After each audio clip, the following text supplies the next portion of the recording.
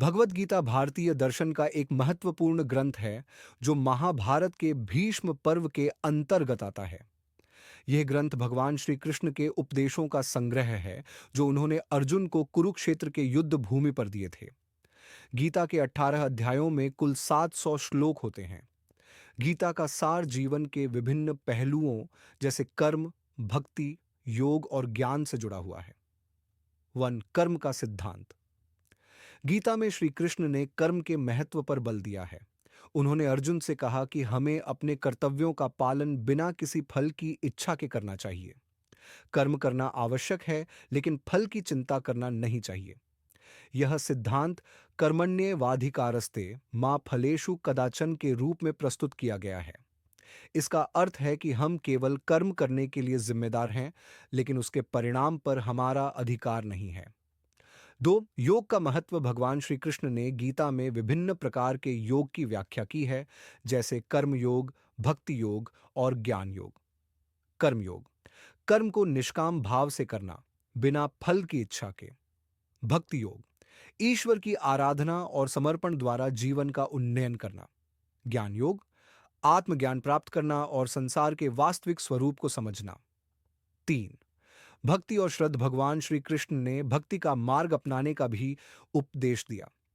उन्होंने कहा कि जो लोग श्रद्धा और निष्ठा से भगवान की भक्ति करते हैं, उन्हें वह निश्चित रूप से मुक्ति प्रदान करते हैं। जो मुझे भक्ति भाव से पूछते हैं, मैं उन्हें अपने आत्म में समाहित कर लेता हूं।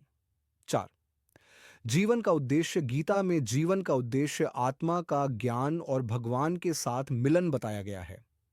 जीवन में आंतरिक शांति, संतुलन और उद्देश्य की प्राप्ति के लिए आत्मज्ञान और ईश्वर के प्रति समर्पण आवश्यक है। पांच इच्छाओं और मोह से मुक्ति। श्री कृष्ण ने गीता में यह भी बताया कि हमें सांसारिक इच्छाओं और मोह से मुक्ति पाना चाहिए। जो व्यक्ति इच्छाओं से मुक्त होता है, वह सच्ची शांति और संतुष्टि प्राप्त करता है। छठी स्थिति और सुख दुख का अवलोकन। गीता के अनुसार जीवन में सुख और दुख आते रहते हैं। दोनों के प्रति समान दृष्टिकोण रखना चाहिए। जो सुख और दुख में समान रहते हैं, वे महान योगी हैं। सात आत्मा का अमृतत्व। भगवान श्री कृष्ण ने अर्जुन से कहा कि आत्मा न तो जन्मती है और न मरती है। आत्मा अमर है, केवल शरीर बदलते हैं। यह ज्ञान मनुष्य को मृत्यु के भय से मुक्त करता है और जीवन को एक उच्च उद्देश्य की दिशा में बदलता है। निष्कर्ष गीता का सार यह है कि हम अपने जीवन को सत्य, धर्म और भक्ति के मार्ग पर चलकर एक उच्च उद्देश्य की प्राप्ति कर सकते हैं। यह ग्रंथ न केवल धार्मिक ग्रंथ है, बल्कि यह जीवन को जीने की कला, मानसिक शांति और आत्मिक उन्नति के लिए एक मार्गदर्शक है।